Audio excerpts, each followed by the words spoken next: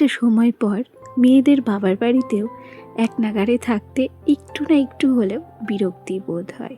ঠিক যেমন আগে বাবার বাড়ি থাকতাম, আসলে কি সংসারের প্রতি যখন একটা মায়া চলে আসে, নিজের সংসারের প্রতি যখন একটা টান চলে আসে, তখন সেই সংসারটাকে ছেড়ে অন্য কোথাও যেতে মন চায় না। আসলে বাবার বাড়ি গেলে 3 থেকে 4 দিন, তার বেশি হলে আর তো ভালো লাগে না। তখন মনে হয় কখন নিজের বাড়িতে যাব, নিজের হাতে যে ঘরটাকে গুছিয়ে এসেছি সেই ঘরটা আদতেও ঠিক আছে কিনা। 4 দিনের থেকে 5 দিন হয়ে গেলে তখন মনে হয় ছেলের টিউশন বন্ধ যাচ্ছে, স্কুল বন্ধ যাচ্ছে, বাড়ির পড়া বন্ধ যাচ্ছে। এইসব ভাবনা চিন্তাগুলো যখন চলে আসে তখন কিন্তু সেখানে আর থাকতে ইচ্ছে করে না। আসল কথা কি, সংসারের দায়িত্ব কাঁধে চলে আসলে তখন আর ফ্রি মাইন্ডে কোথাও ঘুরে বেড়ানো যায় না। জানি বাবার বাড়িটা হচ্ছে মেয়েদের কাছে শান্তির জায়গা, তবে সেটা খুব বেশি দিনের জন্যও নয়। নিজের সংসার ফেলে কেউ আর বাবার বাড়িতে থাকতে বেশি পছন্দ করে না। যাই হোক, নমস্কার, কেমন আছো সবাই? আশা করছি সবাই ভালো আছো, আর আমরাও বেশ ভালো আছি। আজকের ব্লগটি শুরু করেছিলাম আমাদের সবজি বাগান দিয়ে। আমাদের লেবু গাছে নতুন করে ফুল আসবে, সেজন্য আমার বর একটা ট্যাঙারি দিয়ে লেবু গাছের গোড়াগুলো একটু খুঁড়ে দিল। যদিও বা আমাদের লেবু গাছটা সারা বছরই ফল দেয়, আর সেই সাথে আমাদের সবজি বাগানে তো নানান রকম সবজি রয়েছে। আজকে ওলকপিগুলো একটু তোমাদের সঙ্গে শেয়ার করেছি, সেগুলো বেশ সুন্দর হয়ে উঠছে জানো তো। কিছু কিছু ওলকপি বড়ও হয়েছে, আবার কিছু কিছু কপি কিন্তু ছোট্টও রয়েছে। আর সেই সাথে রয়েছে পালং শাক, মেথি শাকগুলো একটু তোলার ব্যবস্থা করতে হবে। কেন কি ভেবেছি বাড়িতে একটু কাসুরি মেথি বানাবো, যেহেতু নিজেদের বাগানে প্রচুর মেথি শাক হয়েছে, তাই সেগুলোকে আর নষ্ট করতে চাই না। সেই বাজার থেকে কিনলে তো কিনতেই পারি, যেহেতু নিজেদের বাগানের মেথি গাছ, সেই জন্য ভাবছি একটু কাসুরি মেথি বানিয়ে নেব। ভাবছি আগামীকাল কিছু মেথি শাক তুলেও নেব। আচ্ছা, তুললে তো তোমাদের সঙ্গে শেয়ারও করব। এখন গল্প করতে করতে সোজা চলে এসেছে হচ্ছে ঘরে এসে নিজের মতো করে আমি জামা কাপড়টাকে গুছিয়ে নিয়েছি। এখন হচ্ছে দুপুরবেলা আমার সোনাকে খাইয়ে দাইয়ে স্নান করিয়ে দিয়েছি। আজকে দুপুরে এই ম্যামের পড়া ছিল, সে তার যথাসময়ে পড়াতে চলে এসেছে। ওদিকে ঘরের কাজ কমপ্লিট করে এলাম একটু বাইরের দিকে। আমাদের বাগানের ডান দিকটাতে কিছু মাটি আলু গাছ লাগানো আছে, সেখান থেকে দেখো মাটির নিচ থেকে আলু তোলা হচ্ছে। আলুটা আরও নিচে আছে, সেই জন্য তুলতে একটু কষ্টই হয়েছে। মাঝের আলুটা একটু ভেঙেও গেছিল। এরপর বাইরের কিছু কাজকর্ম করেছি, তারপর স্নান করে নিয়েছি।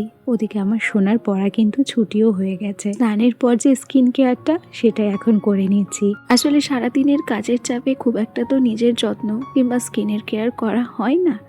আর সকাল দুপুর সন্ধে এই 3টে টাইম যদি স্কিন কেয়ার না করি, দিন শেষে আমরাই যখন আয়নার সামনে গিয়ে দাঁড়াবো, তখন নিজেরা নিজেদেরকে প্রশ্ন করতে পারবো যে সবার জন্য সব কিছুই তো করলাম, নিজের জন্য কি করলাম সারাটা দিনে। তাই সারাটা দিনে একটু হলেও স্কিন কেয়ার থেকে শুরু করে নিজের ভালো লাগাকে গুরুত্ব দিতে হয়। আচ্ছা, গল্প করতে করতেই সিঁদুরটাও পরে নিয়েছি। আর জানো তো, এখন এমন একটা সময়, এখনও কিন্তু স্কিনে প্রচুর টান ধরছে, তার জন্য বডি লোশন রেখেছি। আর তোমরা তো জানো যে আমার স্কিনটা একটু হলেও অন্যরকম, সেই জন্য শীতের ক্রিম কিন্তু আমি বরাবরই ব্যবহার করি। তবে গরমকালে কিন্তু সেটা আমাকে ইউজ করা লাগবে না। তবে এই কটা দিন আবহাওয়ার যে পরিবর্তন হয়েছে, তাতে করে আমি খেয়াল করতে পেরেছি যে আমার স্কিনটা একটু বেশিই টান ধরছে।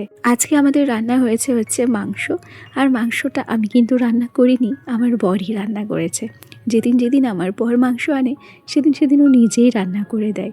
হ্যাঁ, অফিসে থাকলেও রান্না বান্না করতে পারে না, সেদিন আমি রান্না করি। আর যখন ও ছুটিতে থাকে তখন কিন্তু নিজের পছন্দ মতো রান্না করে দেয়। আর তার উপরে আমার বর তো মাংস খায় না, সেই জন্য ও আমাকে বলে আমি মাংস না খেলাম তাই কি হলো, তুমি যখন মাংস খাও আমার দেখতে ভীষণ আনন্দ লাগে, তুমি খেলে আমি মনে মনে ভীষণ খুশি হই।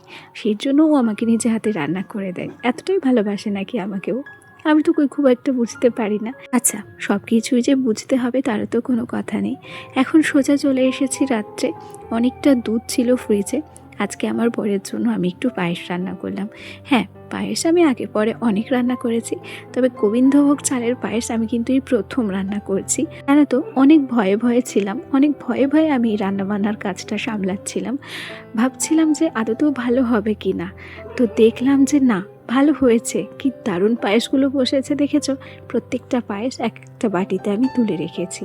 আসলে কি, মনে যদি সাহস থাকে তাহলে ভয়কে একদিন ঠিকই জয় করা যায়। এই যে পায়েস রান্না করার আগে আমার যে কত রকম প্রশ্ন মনে জেগেছে, আমি যে কত কিছু ভাবনা চিন্তা করেছি, আর তারপরে এক প্রকার সাহস করেই এগিয়েছি যে যাই না, দেখি না একটু চেষ্টা করে পারি কিনা।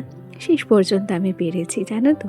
যাই হোক, এখন হচ্ছে পরের দিন সকালবেলা। Good morning.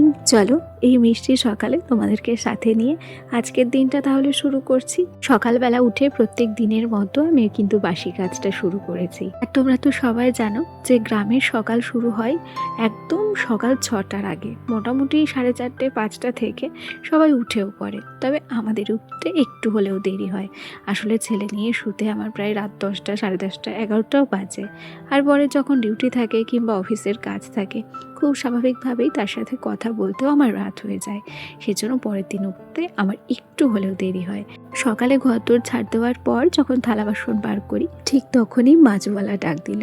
জানো, আগে মাছওয়ালা আমাদের বাড়ির দিকে আসতো, তবে এখন আমাদেরকে রাস্তায় আসতে হয়। এখানে বেশ কিছু মাছ তিনি দেখাচ্ছিলেন। তবে আমার বর যেহেতু মাংস খায় না, আবার মাছ খাওয়ার ব্যাপারেও তার একটু খুঁতখুঁতানি আছে, তাই সে নানান রকম মাছ দেখছিলেন। তবে শেষমেশ আমাদের না এই রুই মাছটা পছন্দ হয়েছিল। জানো তো, বাড়িতে আমরা সপ্তাহে একদিনই কিন্তু নিরামিষ খেতাম, সেটা হচ্ছে শনিবার। আর বাদবাকি দিনগুলো আমিষ ঠিকই চলতো। তবে একটা সময়ের পর আমরা কেমন যেন হঠাৎ করে পরিবর্তন হয়ে গেছি, সেটাও বুঝতেও পারিনি। এখন আমার বাড়িতে শনিবার হোক কিংবা মঙ্গলবার কিংবা হোক বৃহস্পতিবার, প্রায় দিনটাই না নিরামিষ চলে। আসলে মাছ খাওয়া কিভাবে যে ভুলে যাচ্ছি সেটা আমি জানি না। হ্যাঁ, মাছ যে খাই না আমরা তা কিন্তু নয়, আমরা মাছ মাংস ডিম সবই খাই। তবে আগে যেরকমভাবে বেশি খাওয়া হতো, এখন আমিষের তুলনায় নিরামিষটাই আমরা বেশি পছন্দ করি। যাই হোক, ওদিকে রাস্তায় মাছ দেখতে গিয়ে অনেকটা সময় কাটিয়েছি। আর সকালবেলা এই যে থালা বাসনগুলো ছিল, সেটাও কিন্তু ধুতে অনেকটা দেরি হলো।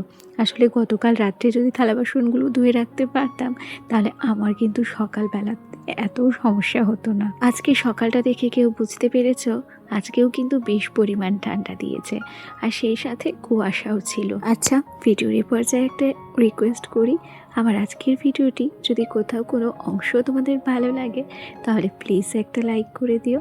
আর সেই সাথে আমার এই ছোট্ট পরিবারের একজন মিষ্টি সদস্য হয়ে আমার পাশে থেকে যেও।